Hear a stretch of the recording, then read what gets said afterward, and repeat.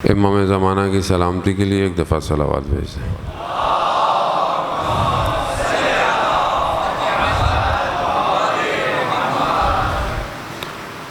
لا حول ولا قوة الا باللہ العلی العظیم۔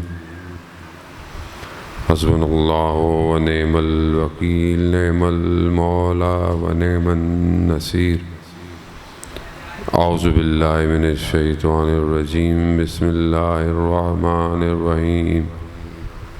الحمد للہ الذی یؤمن الخائفین وینجی الصالحین ویعزع المستکبرین ویہلک ملوکا ویستخلف آخرین، والصلاة والسلام علی رسول الثقلین، محبوب رب المشرقین والمغربین، جد الحسن والحسین، نبینا سیدنا ابی القاسم محمد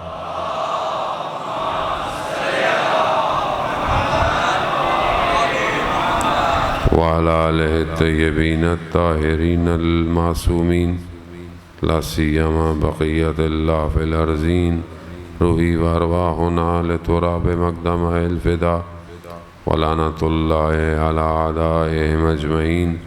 بسم اللہ الرحمن الرحیم۔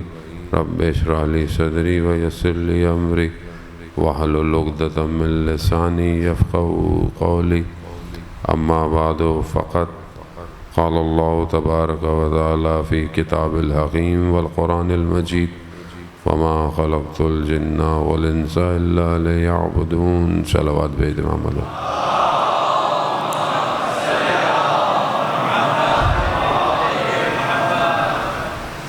عزیزان سید الشہداء ماہ محرم الحرام کی خمسہ مجالس کی آخری مجلس، خدا انشاءاللہ آپ سب کے آنے کو پرسے کو قبول فرمائے۔ بانیان مجلس کی بہرحال جنہوں نے ان مجالس کو آرگنائز کیا، ٹرسٹ نے جس نے بہرحال تعاون کیا، پی جے پی کی طرف سے بہرحال یہ جو ہے وہ عشرہ ثانی جو کافی دنوں سے چل رہا تھا، انشاءاللہ اس کا اجر خداوند متعال کی بارگاہ میں محفوظ ہے۔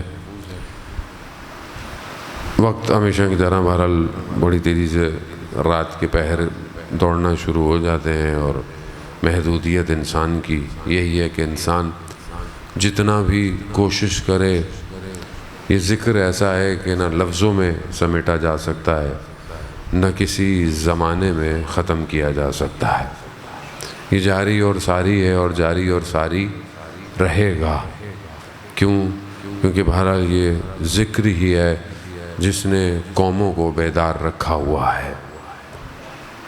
ایک شخص جو ہے وہ تالقان کے پہاڑوں میں جانوروں کو چرا رہا تھا، تو اسے قرآن کی آیات تلاوت کی آواز آئی۔ قرآن کی آیتوں نے اس کے وجود پر اثر کیا، اور اس نے اس کام کو چھوڑا اور نجف کے حوضے چلا گیا۔ ایک شخص کہتا ہے کہ میں حرم امیر میں تھا زیارت پر، اور میں بہت تڑپ رہا تھا کہ مجھے خدا کوئی نشانی دکھائے، کوئی ایسی چیز دکھائے کہ جس سے پتہ چلے کہ میری زیارت قبول ہوئی ہے، میرے معاملات کچھ بہتر ہیں۔ تو میں بڑا ڈھونڈ رہا تھا کہ مجھے کوئی ایسی چیز، کوئی شخص ملے۔ کہتے ایسی حالت میں میں حرم سے باہر نکلا اور ایک مدرسے میں حیات میں جا کے بیٹھ گیا۔ تھوڑی دیر بعد اذان کی آواز آئی، اور پھر میں نے دیکھا کہ اوپر کے حجرے کا دروازہ کھلا، اور ایک بہت ہی نورانی سا چہرہ مجھے نظر آیا۔ میری جیسی اس پر نظر پڑی تو میں سمجھ گیا کہ یہ وہی چہرہ ہے کہ جو میری مشکل کو حل کرے گا۔ نماز ختم ہوئی، میں اس حجرے میں گیا اور بیٹھا رہا۔ نہ اس شخص نے کچھ کہا، نہ میں نے کچھ کہا، بس ایک دوسرے کو دیکھتے رہے، اور وہ محسوس، وہ احساس جس نے میرے وجود میں لرزاں پیدا کیا، وہ وہی چرواہا تھا جو بعد میں اپنے زمانے کا آیت اللہ بن گیا۔ ایک قرآن کی آیت انسان کے وجود کو بدل دیتی ہے۔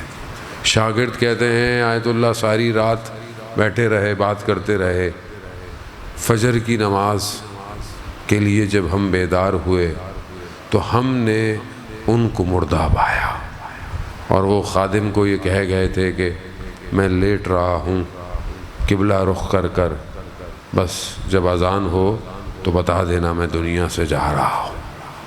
یعنی جب انسان خدا کے قریب ہو جاتا ہے تو اسے اس دنیا سے جانے کا وقت بھی پتہ چل جاتا ہے، پھر اس کے لیے یہ مشکل کام نہیں ہوتا کہ اس دنیا سے کب جانا ہے، کس طرح جانا ہے۔ یہ دنیا بڑی محدود ہے، ہم نے اس کو بہت بڑا بنایا ہوا ہے۔ ہم روزمرہ کے کاموں میں پریشان ہیں، میں بھی پریشان ہوتا ہوں، بہرحال انسان تو ضعیف ہے، کمزور ہے، ہر روز چیزیں سنتا بھی ہے، پھر بھی وہی حرکت کرتا ہے جو اس نے غلطی کرنی ہوتی ہے۔ دنیا کی اٹیچمنٹ ایسی ہے، دل لگی ایسی ہے۔ دو چیزیں روایات ہیں معصوم سے، ظاہراً امام باقر علیہ السلام ارشاد فرماتے ہیں اللہم صلی محمد علیہ، امام فرماتے ہیں دو چیزیں ایک دل میں جمع نہیں ہو سکتی، دنیا کی محبت اور اللہ کی محبت، یہ دونوں ایک دل میں جمع نہیں ہو سکتی۔ یا دنیا کی محبت لے لو یا اللہ کی، لیکن میں آپ کے دل کا حال تو نہیں جانتا، میں اپنے دل کا حال جانتا ہوں۔ دنیا کی محبت ہے، نکل کے نہیں دے رہی، ہو سکتا ہے شاید جس چیز کو آپ دنیا سمجھتے ہوں آپ کی الگ ہو، میری دنیا الگ ہے، میرے مسائل الگ ہیں۔ وہ ایک عارف کا واقعہ، یہ جو اصفہان کے مدرسے کا پرنسپل تھا، اصفہان کے مدرسے میں حیات میں بیٹھا ہوا اپنے آپ کو مارنے لگا، طالب علم بھاگتے ہوئے آئے کہ کیا ہو گیا؟ کہا میں دیوانہ ہو گیا ہوں۔ کہا دیوانے ہیں آپ ہمارے استاد ہیں۔ کہا اگر آپ اس لیے مار رہے ہیں کہ آپ کے پاس کچھ نہیں ہے تو یہ سب آپ ہی کا تو ہے۔ کہا میں یہی سوچ رہا تھا کہ میرے پاس کیا ہے، میرے پاس تو کچھ بھی نہیں ہے، نہ دنیا ہے۔ کہا اگر اولاد نہیں ہے تو ہم آپ کی اولاد ہیں۔ کہا میں یہ بھی سوچ رہا تھا کہ اولاد۔ کہا میں نے دیکھا کہ مجھے کوئی بھی چیز ایسی نہیں ہے کہ جو میں کہوں کہ میرے پاس ہے یا مجھے اس سے تعلق ہے، میرا دل لگا ہے۔ اچانک سے مجھے خیال آیا کہ میرے کتاب خانے میں چند کتابیں ایسی ہیں جسے کوئی ہاتھ لگائے تو مجھے غصہ آتا ہے۔ تو میں نے سوچا کہ 80 سال زندگی ہو گئی، چند کتابوں کی محبت اپنے دل سے نکال نہیں پایا۔ ہر شخص کی دنیا الگ ہے، میری دنیا الگ ہے، ہو سکتا ہے میرے مسائل الگ ہوں، جس چیز پر میں پریشان ہوتا ہوں وہ الگ ہو۔ اسی طرح ایک بچہ کسی اور چیز پر پریشان ہوتا ہے، ایک بزرگ کسی اور چیز پر۔ ہر شخص کی اٹیچمنٹ ہے اس دنیا سے، اور اصل یہی ہے کہ ہمیں اس اٹیچمنٹ کو تھوڑا سا لوز کرنا ہے، تھوڑا سا چھوڑنا ہے، اور یہ چھوڑ ہم خود نہیں سکتے جب تک خدا نہ چاہے۔ خدا جسے چاہتا ہے اس کے دل میں اپنی عبادت کی محبت ڈالتا ہے۔ کل میں نے حدیث آپ کی خدمت میں بیان کی، اس کا ایک کچھ حصہ بیان کیا، آج میں کوشش کروں اس کو پورا کروں تاکہ آپ سے التماس سے دعا لوں۔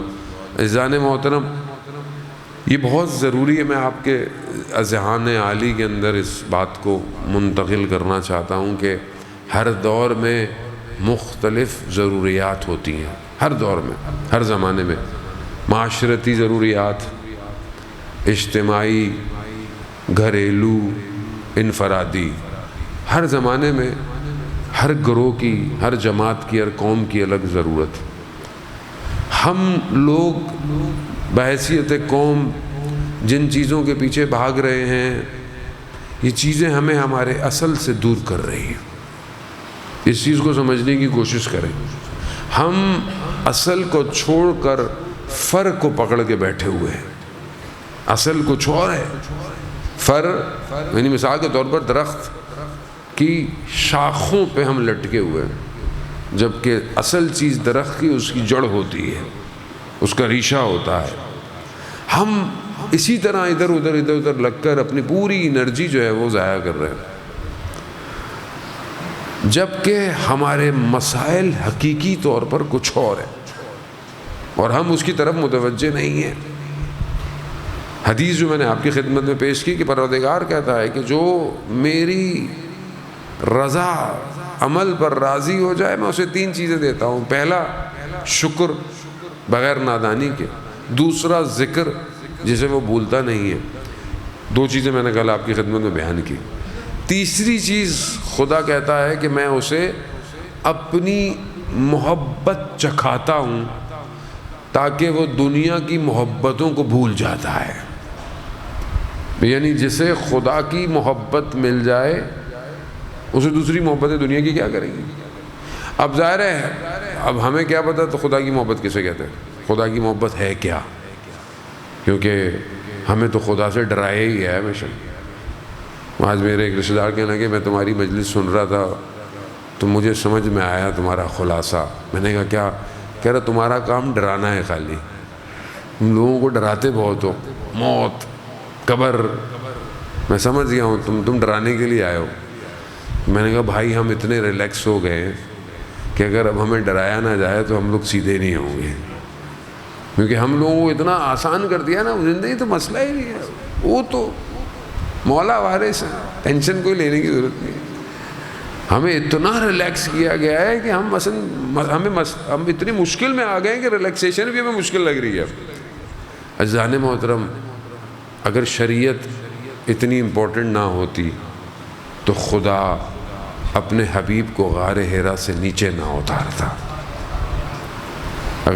اگر صرف رسول کو دینا تھا نا تو کیا ضرورت تھی رسول نیچے اترتے، زحمت، سختیاں، 3 سال شیب ابی طالب پیٹ پہ پتھر باندھے، کیا ضرورت تھی ہجرت کی، کیا ضرورت تھی جنگوں کی، کیا ضرورت تھی؟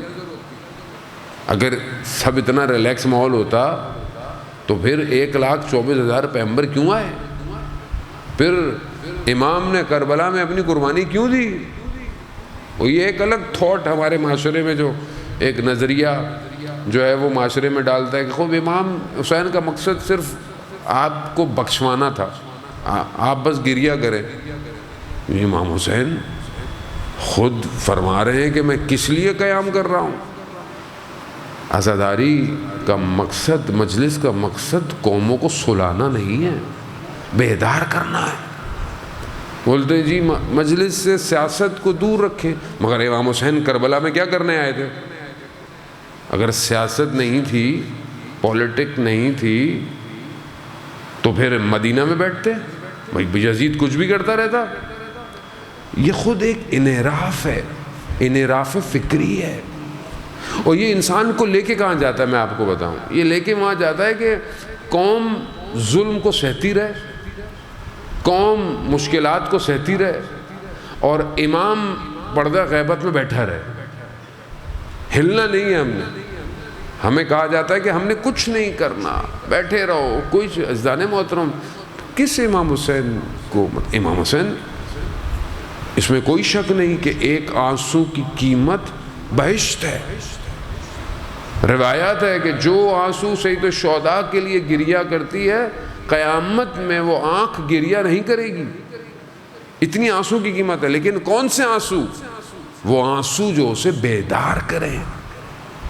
مصائب کا مطلب یہ نہیں ہے کہ سر آپ روئیں اور گھر چلے جائیں، مصائب کا مطلب یہ ہے کہ آپ کے اندر ایک شورش پیدا ہو، جذبہ پیدا ہو، تاکہ آپ اپنے دشمن کو للکار سکیں۔ خوب یہ تب پتہ چلے کہ ہمیں عزیزان محترم یہ ہماری اپنی ذمہ داری ہے بحیثیت قوم، اور ہم آگے کی طرف بڑھے ہیں۔ تنزلی قومیں آگے بڑھ رہی ہیں، قومیں ترقی کر رہی ہیں، اور ہم وہیں کھڑے ہوئے ہیں، ہمارے وہی پیچیدہ مسائل ہیں۔ اصل خدا ہے، سید الشہداء لا الہ الا اللہ کے لیے کربلا ہے، اور اگر لا الہ الا اللہ میری زندگی میں نہیں ہے تو پھر کیا ہے؟ لا الہ الا اللہ کے معنی کیا ہے؟ نہیں ہے کوئی معبود سوائے خدا کے، تو خدا معبود ہے میری زندگی میں۔ آپ بولیں گے مسلمان ہیں، خدا تو ہے، لیکن کیا میں نے خدا کی محبت کو چکھا؟ کربلا والوں نے خدا کی محبت کو چکھا تھا، تبھی تو ساری محبتوں کو چھوڑ دیا انہوں نے۔ آسان نہیں ہے، بحیثیت بشر جو رابطہ ہے وہ تو ہے، لیکن آسان تو نہیں ہے انسان جو ہے وہ اپنے کڑیل جوان کو قربان کروا دے۔ باپ تو ہے، محبت بھی ہے، لیکن خدا تو بہت عظیم ہے، تیرے راستے پر علی اکبر بھی قربان ہے۔ یہ خدا ہے، یہ خدا میری زندگی میں کہاں ہے؟ میں خدا سے کیسے محبت کروں؟ واقعہ میں نے پہلے بھی آپ کی خدمت میں بیان کیا ہوگا، جوانوں کے لیے بہرحال میں ریپیٹ کرتا ہوں، تکرار کرتا ہوں، تاکہ بہرحال یہ اس بات کو انسان جو ہے وہ اپنے وجود سے پابند کر لے۔ ایک جوان دنیاوی عشق اور محبت میں اپنی کھڑکی کے کنارے بیٹھا ہوا کہ شاید رات کے کسی لمحے میں محبوب جو ہے وہ اپنی کھڑکی میں آ جائے۔ سخت سرد کی رات، برف جم گیا، لیکن محبوب نہیں آیا۔ جب صبح صادق ہوئی تو اذان سے آواز آنے لگی، مسجد سے اذان کی آواز۔ تو اس نے کیا دیکھا کہ کچھ لوگ اپنے گھروں سے عاشق کی طرح معشوق کی طرف جا رہے ہیں۔ تو اس نے کہا کہ شاید کاش میں بھی اس کے عشق میں رات کو جاگا ہوتا تو میری یہ رات عبادت میں ہوتی۔ ہم اپنی راتوں کو کیسے گزارتے ہیں؟ ہم اپنی تنہائی کو کیسے گزارتے ہیں؟ زندگی کے سارے مسائل کا حل لا الہ الا اللہ ہے۔ یہ قوموں کا مسئلہ بھی یہی ہے، جس کے پاس خدا ہو وہ کسی سے نہیں ڈرتا، نہ اسے کسی کا خوف ہوتا ہے۔ خدا خوف تھوڑی ہے، خدا رحمان ہے، خدا رحیم ہے، خدا 70 گنا، یہ ڈیجٹ جو ہے وہ صرف سمجھانے کے لیے ہے، ورنہ لیسا کا مثل ہی ہے، اسی کوئی مثال نہیں دے سکتا۔ یا سریع الرضا، سب سے جلدی راضی ہو جاتا ہے۔ ہم بحیثیت ماں باپ سب سے زیادہ محبت کون کرتی ہے اولاد سے؟ ماں کرتی ہے نا۔ باپ تو پھر اکھڑ جاتا ہے، ماں نہیں اکھڑتی، ماں ہر وقت دامن۔ لیکن ایک وقت آتا ہے کہ ماں بھی ناراض ہو جاتی ہے۔ ماں کو منانا سخت ہے، خدا جلدی راضی ہو جاتا ہے، لیکن اس کی بارگاہ میں جانا تو پڑتا ہے، اس کی بارگاہ میں گفتگو کرنی پڑتی ہے، گڑ گڑانا پڑتا ہے۔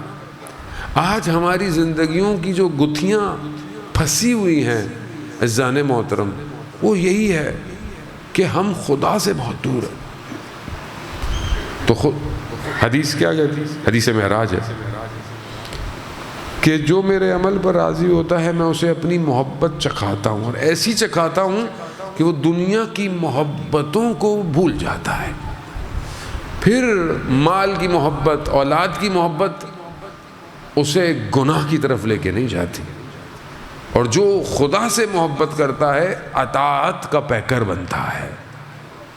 ایسی محبت نہیں چاہیے، مثلا بعض لوگ ایسی محبتیں کرتے ہیں جو خانقاہوں میں بیٹھ جاتے ہیں، جی نماز ہی نہیں پڑھتے نہیں، جو یہ کون سی محبت ہے نماز نہیں پڑھی؟ یہ کون سی محبت ہے کہ شریعت پہ عمل نہیں کیا؟ ایسا کوئی سیٹ اپ نہیں ہے جانے محترم۔ اگر کوئی چیز، کوئی طریقت دنیا میں سب سے بہترین ہے تو وہ رسول کی اور امیر المومنین کی ہے۔ اللہم صلی علی محمد۔ کوئی بھی سسٹم ان سے بہتر سسٹم نہیں ہو سکتا، مطلب ان سے زیادہ کوئی خدا سے محبت کرتا ہے، ان سے زیادہ خدا کو جانتا ہے، مگر رسول خدا کی حدیث نہیں ہے، اے علی اللہ کو میرے اور آپ کے سوا کوئی نہیں پہچانتا، اور علی مجھے اللہ اور آپ کے سوا کوئی نہیں پہچانتا، اور علی آپ کو میرے اور خدا کے سوا کوئی نہیں پہچانتا۔ تو ان سے زیادہ بہتر کسی کی معرفت ہے؟ نہیں ہے۔ تو ان کا طریقہ سب سے اچھا ہے جو ہم لوگ اپنے اپنے سیٹ اپ نکالے ہوئے ہیں، کوئی مرشد، کوئی طریقت، کوئی فلان کا، کوئی دین وہاں سے لینا جن کے گھروں میں دین آیا ہے، وہاں عبادت کیسی ہے؟ نہیں جی ہم نماز نہیں پڑھیں گے، نماز تو مولا نے پڑھ لی کافی ہے۔ عزیزان محترم، معاملہ اتنا آسان نہیں ہے جتنا ہم لوگ سمجھتے ہیں۔ وہ رحمان ہے، رحیم ہے، لیکن قانون بھی اسی کا ہے۔ اور میں حدیث بتا رہا ہوں آپ کو، خطابت کا جملہ نہیں ہے۔ امام باقر علیہ السلام ارشاد فرماتے ہیں،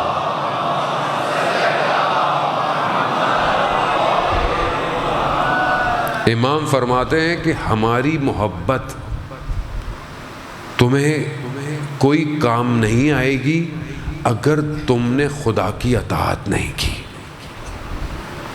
واضح اہل بیت کہہ رہے ہیں، اگر خدا کی اطاعت کی تو ہماری محبت تمہیں آگے لے کے جائے گی۔ تو تم ہم سے محبت کرو، خدا کی اطاعت نہیں کرو، ہم سے محبت کرو حرام کام کرو، ہم سے محبت کرو بے حجابی کرو، ہم سے محبت کرو خدا کے حدود کو توڑو، کیسی محبت ہے یہ؟ انسان تو جس سے محبت کرتا ہے اس کی خاطر تو انسان اپنے آپ کو فنا کر دیتا ہے۔ اب یہ محبت، اور یہ محبت آسان نہیں ہے، اور یہ ہر کسی کو محبت نہیں ملتی اہل بیت کی۔ زبان سے محب کہنا الگ ہے، کردار سے محبت کا اظہار کرنا الگ ہے۔ ایک گروہ آیا امام رضا علیہ السلام کی خدمت میں، اللہم صلی علی محمد، اور امام سے کہا کہ مسلمان آپ کے شیعہ ہیں۔ امام ملے ہی نہیں۔ ایک دن گزر گیا، 2 دن گزر گیا، 3 دن ہو گئے، انہوں نے مولا ہم لوگ دور سے آئے ہوئے ہیں، ہم آپ کے شیعہ ہیں۔ نہیں بولے، مولا آپ کے ماننے والے ہیں، محب ہیں۔ امام نے کہا ہاں مل لو۔ شیعہ ہونا عملاً ہے، یعنی پیروکار جو پیروی کرے۔ ہم اپنے آپ کو دیکھیں، ہم 24 گھنٹے میں کتنے بڑے پیروکار ہیں۔ ہماری زبان کیا شیعہ ہونے پر دلالت کرتی ہے؟ ہماری نگاہیں شیعہ ہونے پر دلالت کرتی ہیں۔ ابن عباس کہتے ہیں مغرب عشاء کی نماز پڑھی مسجد کوفہ میں، امام نماز پڑھ کر نکلے، ہم پیچھے پیچھے۔ امام نے جب قدموں کی آواز سنی، کہا کون ہو؟ کہا مولا آپ کے شیعہ ہیں۔ امام آئے، امام نے غور سے دیکھا، کہا مولا کیا دیکھ رہے ہیں؟ کہا تم نے کہا میرے شیعہ ہو، میں شیعہ کی نشانیاں ڈھونڈ رہا ہوں۔ شیعہ کردار سے، یعنی کردار ایسا ہو آپ کو نہ کہنا پڑے، امام خود فرمائیں کہ یہ میرا شیعہ ہے۔ اب یہ کیسے ممکن ہے؟ اب یہ آسان ہے، جانا اتنا مشکل نہیں۔ میں آپ کو گھبرانے کے لیے نہیں آیا کہ بس آپ ٹینشن میں آ جائیں، آسان کام ہے۔ جو کہا ہے اس پہ عمل کرو، ختم، دوسری بات ہی نہیں ہے۔ اب یہ کریں، اور یہ ناممکن نہیں ہے۔ اگر ناممکن ہوتا تو خدا ایسا دین اتارتا ہی نہیں۔ ممکن ہے، کر سکتے ہیں ہم۔ اب یہ جب تک خدا کی محبت میرے وجود میں نہیں آئے گی میں نہیں آگے بڑھ سکتا۔ ایک شخص، ایک عالم دین تھا، انہوں نے پورے پتہ نہیں کتنے دن چلا کاٹا امام کی زیارت کریں، نہیں ہوا۔ نجف چلے گئے، وہاں پتہ نہیں کتنے ہفتے مسجد سہلہ کٹتے رہے، نہیں۔ یہ عمل وہ عمل، ہر عمل کیا، پھر کہیں اور گئے وہاں عمل کیا، تو پھر کسی نے پیغام بھجوایا کہ کل فلانے بازار چلے جانا اور وہاں پر ایک خاتون آئے گی، اس کا پیچھا پیچھا کرنا۔ یہ فلانے بازار پہنچ گئے۔ یہ واقعہ 2 مختلف جگہوں سے بہرحال کوٹ کیا جاتا ہے۔ دیکھا کہ وہ جو خاتون تھی بوڑھی سی، اس کے پاس ایک تالا تھا اور وہ بازار میں بیچنا چاہتی تھی۔ اس نے دکان والوں کو بولا کہ مجھے ضرورت ہے، یہ تالا بیچنا ہے۔ ہر کوئی اس کی قیمت 4 دینار 3 دینار ایسے لگاتا۔ وہ کہتی تھی مجھے 6 دینار یا درہم جو بھی اس کو چاہیے۔ کہتے نہیں اس کی قیمت اتنی نہیں۔ یہ کہتے کہتے بہرحال وہ ایک دکان پہ گئی، اس سے کہا کہ مجھے یہ تالا بیچنا ہے اور مجھے اس نے بولا 6 درہم کیوں چاہیے تو؟ کہا کہ میرا بچہ بیمار ہے، مجھے اس کے لیے دوا لینی ہے۔ تو اس نے کہا اچھا آپ کا تالا تو بڑا مہنگا ہے۔ کہا کیوں؟ کہا آپ کا تالا تو 25 درہم کا ہے۔ تو وہ عجیب سے ہو کے کہتا ہے یہاں 4 درہم 5 درہم میں کوئی نہیں خرید رہا، آپ 25، کہاں ہاں آپ کی مرضی، آپ نے بیچنا ہے تو بیچیے۔ خلاصہ وہ اس نے بیچا، وہ چلی گئی۔ اب یہ پیچھے سے آیا، اس نے بولا کہ تم صحیح کاروباری آدمی نہیں ہو۔ کہا کیوں؟ کہا پورا بازار 4-5 درہم سے زیادہ اس کو دے نہیں رہا، تم نے 25 دے دیے اس کو۔ کہا میں نے تالا نہیں خریدا۔ کہا پھر؟ کہا اس کا بچہ مریض تھا، ظاہر ہے اس کو دوا بھی چاہیے، پھر چند دن وہ کام نہیں کرے گا، اس کو کھانا بھی چاہیے، خوراک بھی چاہیے، میں نے تالا نہیں خریدا۔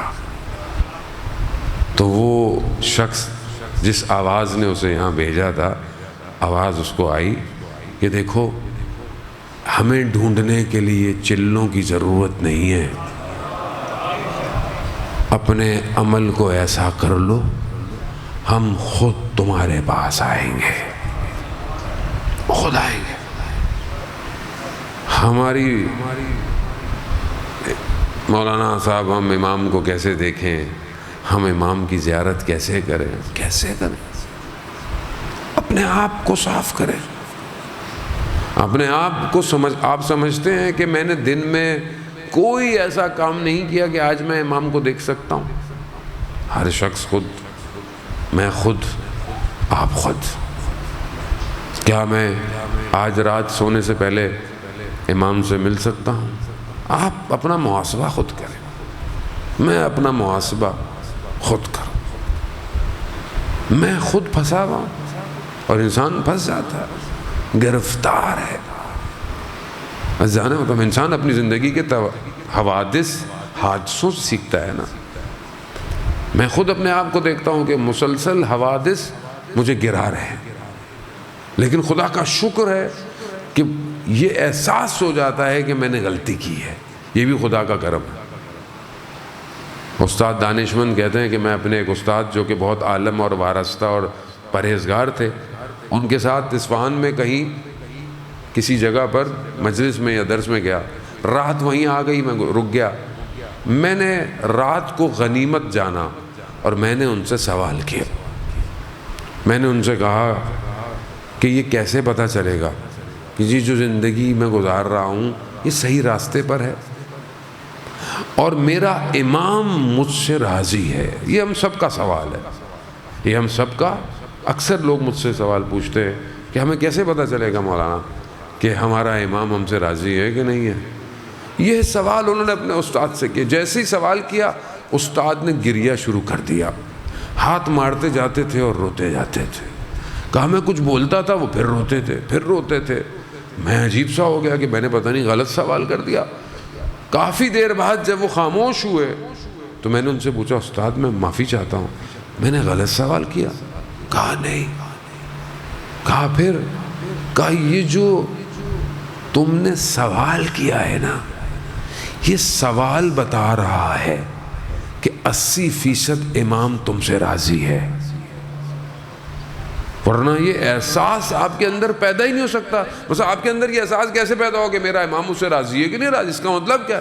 اس کا مطلب ہے کہ امام کی نگاہ آپ کے اوپر ہے۔ عزیزان محترم، آیت اللہ غازی طباطبائی سے ان کے شاگرد ہاشم عداد نے پوچھا کہ آپ کی امام زمانہ سے ملاقات ہوئی ہے؟ تو وہ کیا فرماتے ہیں؟ خدا مجھے کوئی ایسا دن نہ دکھائے کہ صبح ہو اور میں امام کی زیارت نہ کروں۔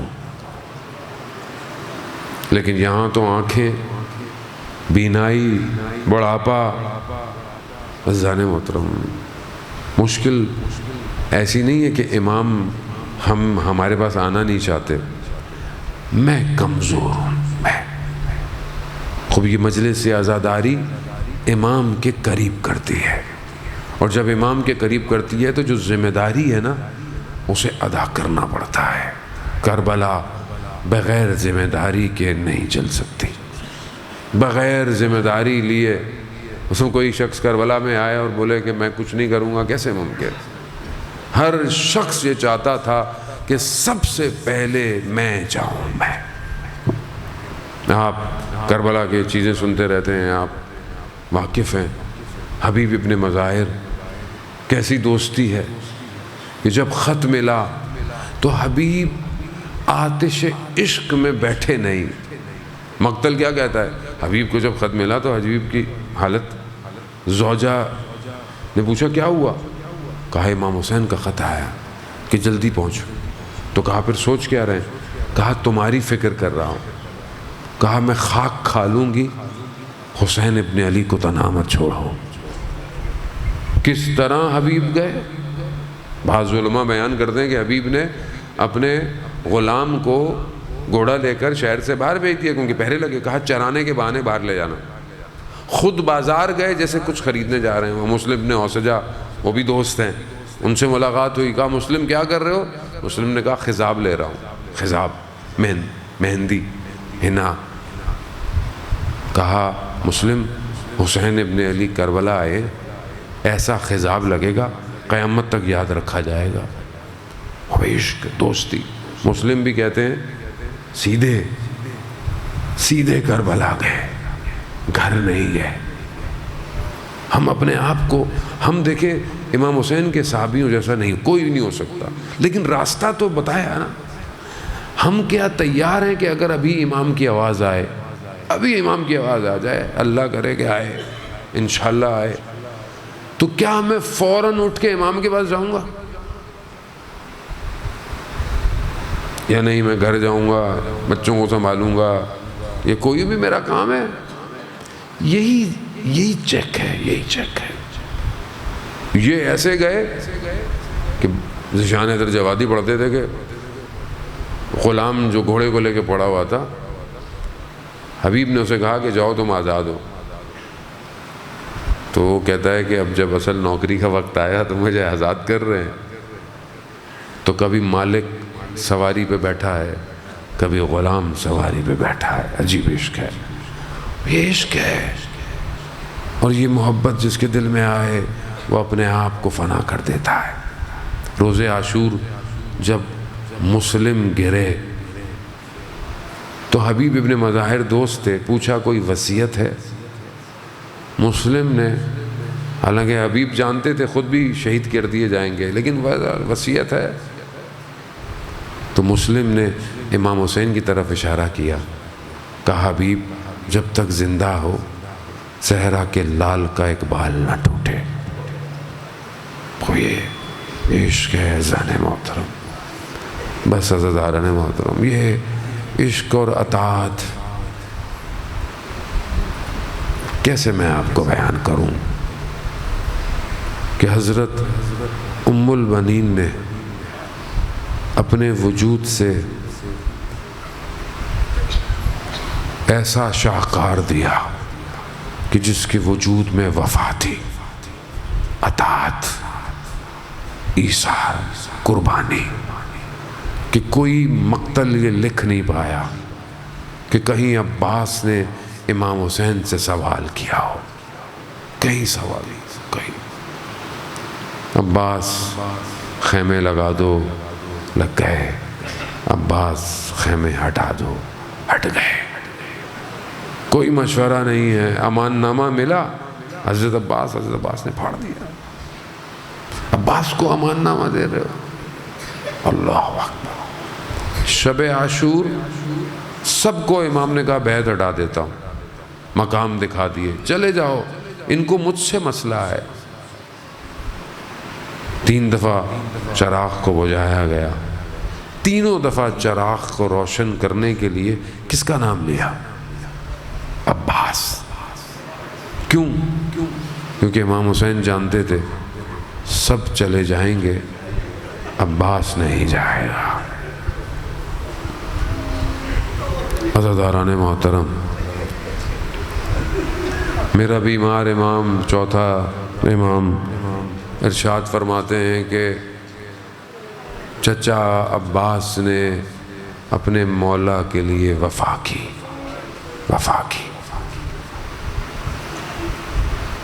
روز عاشور حضرت عباس اجازت مانگتے ہیں, اجازت نہیں ملتی. کہا بھائی مجھے جانے دیں, میرے آقا میرے مولا جانے دیں. کہا نہیں عباس, تم ہمارے لشکر کے سردار ہو۔ حضرت عباس کہتے ہیں آقا وہ لشکر کہاں ہے جس کا میں سردار ہوں؟ اجازت نہیں ملتی عزاداران، ہم لفظوں میں بیان نہیں کر سکتے کہ وہ امام حسین اور حضرت عباس کا رشتہ کیا تھا۔ آج آپ کے سامنے کربلا بغیر دو حرم کے پوری نہیں ہوتی، ایک طرف عباس ہے ایک طرف حسین ہے۔ وہ ایسا کمال کیا حضرت عباس نے۔ حضرت عباس نے دیکھا بچے پیاسے ہیں، بچی آئی چھوٹی سی علم میں مشکیزہ، اس بچی کی نشانی ہے۔ بچی نے کہا چچا عباس، امو جان بچے پیاسے ہیں، علی اصغر پیاسا ہے۔ حضرت عباس نے کہا بچی سے کہا ہوگا بیٹا اپنے بابا سے اجازت لے دو۔ کہتے ہیں کہ بچی امام کی خدمت میں گئی اور کہا کہ بابا اجازت دیں۔ امام حسین نے کہا ہوگا حال دل ہے کہ بیٹا آپ اپنے بھائی کے لیے تو پانی مانگ رہی ہیں، میرا بھائی واپس نہیں آئے گا۔ اجازت ملی حضرت عباس کو، اجازت ملی۔ کہا بہن سے بھی اجازت لو۔ بہن کے خیموں میں گئے، باادب ہے، ام البنین کا شہزادہ بڑا باادب، وفا کا پیکر۔ ثانیہ زہرا نے کہا عباس بھائی نے اجازت دے دی؟ کہا پھر ہماری اجازت کی کیا ضرورت ہے؟ بس عباس ایک بات کہوں، جب بابا کا آخری وقت تھا تو بابا نے کہا ان ہاتھوں میں رسیاں ڈلیں گی، تو میں سوچتی تھی جس کا عباس جیسا بھائی ہو، مگر عباس اب مجھے یقین آ رہا ہے۔ عزاداران محترم، آپ مصائب سنتے رہتے ہیں، میں تو بہرحال تبرکاً خدا آپ کے گریے کو قبول کرے۔ باب الحوائج ہے، سارے دروازے کھولے، آپ کی حاجات کو کھولے۔ یہ ام البنین کا شہزادہ جب یہ لٹا ہوا کاروان واپس گیا نا مدینہ، میں واپس کربلا آتا ہوں، میں مدینہ سے واپس آتا ہوں، مدینہ جب یہ واپس گیا نا تو جب اعلان ہوا نا بشیر نے کہ حسین مارے گئے، تو حضرت ام البنین نے پہلا سوال کیا کیا؟ یہ بتاؤ عباس زندہ تھا؟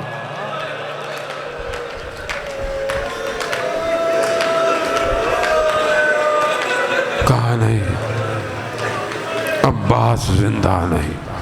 کیسے ممکن تھا عباس زندہ ہو؟ عزاداران محترم، خوب یہاں ہر شخص تقریباً روز عاشوراء وداع کر کے گیا ہے۔ یعنی کیا؟ یعنی جا رہا ہو۔ وداع یعنی کیا؟ یعنی وہ آخری وداع ہونا۔ حضرت عباس وداع کر کے نہیں گئے۔ کیوں؟ کیونکہ پانی لینے گئے تھے، جنگ کی اجازت نہیں ملی تھی۔ شاید خدا بہتر جانتا ہے اس کی مصلحت کیا ہو سکتا ہے عباس ایک ایسا سہارا تھا، اگر وداع کرتا تو یہ نہ ہو اہل حرم وہیں ختم ہو جاتے۔ حضرت عباس گئے، دشمنوں کو چیرتے ہوئے پانی تک پہنچ گئے، مسکیزہ بھرا، پانی کو ہاتھ پہ لیا۔ 21 رمضان بابا کی وصیت یاد آئی، عباس پانی تک پہنچ جاؤ گے مگر یاد رکھنا حسین پیاسا ہوگا۔ عباس نے پانی پھینک دیا، پانی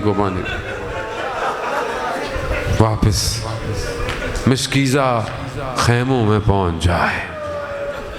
عزاداران محترم، حضرت عباس جا رہے ہیں، دشمن پورے گھاؤ لگائے طاق لگائے بیٹھا، کسی طریقے سے یہ پانی خیموں میں نہ جائے۔ دایاں بازو شہید، بایاں بازو شہید، نہ جانے کس طرح مسکیزے کو پکڑا ہوگا۔ دشمن نے دیکھا کہ کوئی طاقت روک نہیں پا رہی عباس کو، تیر، وہ ظالم تیر مسکیزے پر لگا، پانی بہنا شروع ہوا، عباس کی امیدیں بھی بہہ گئی، گھوڑا بھی با وفا تھا، رخ مڑ گیا، تیر آیا آنکھ میں لگا، ہاتھ نہیں ہے تیر ہٹایا جائے۔ اسی اسنا میں ایک گرد سر پہ لگا، نہ جانے کس طرح ایک ذاکر پڑھتا تھا حضرت عباس کے مصائب۔ حضرت عباس نے اس کے خواب میں کہا تو میرے مصائب صحیح نہیں پڑھتا۔ کہا مولا میرے ماں باپ قربان، میں آپ کے مصائب تو پڑھتا ہوں۔ کہا تو یہ نہیں پڑھتا کہ میں زین سے زمین پر آیا کیسے؟ اللہ، ہاتھ نہیں ہے، انسان گرتا ہے سب سے پہلے اپنے ہاتھوں سے روگا، ہاتھ نہیں۔ بس جیسے ہی زمین پر آئے کیا کہا؟ میرے مولا میرا آخری سلام ہو۔ عزاداران محترم، جب کوئی گرتا تھا امام حسین بڑی تیزی سے آتے تھے، لیکن تیزی سے نہیں آئے۔ ایک نگاہ خیموں پر ہے، ایک نگاہ عباس کے بدن پر۔ کیوں؟ کیونکہ اب خیموں کی حفاظت عباس نہیں کر رہا۔